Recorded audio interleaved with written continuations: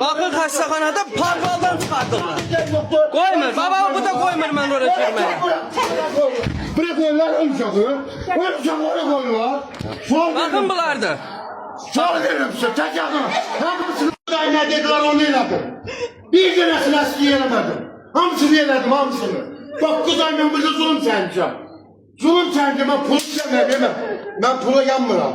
Pula yanmıram ben. 9 ay ne dedi onu elədim. Ne dediler onu elədim. Bir tanesi eskiyemedim. Bir tanesi eskiyemedim. Bir tane iğne vurma adamı çektiler burada. Bir tane dedim iğne vurun terliği düştü.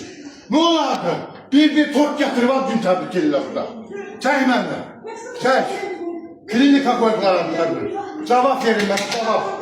Cevap verin. Cevap verin bana. Niye öldürdünüz benim uşağımı? Cevap verin. Bana cevap verin. Niye öldürdünüz benim uşağımı? Niye?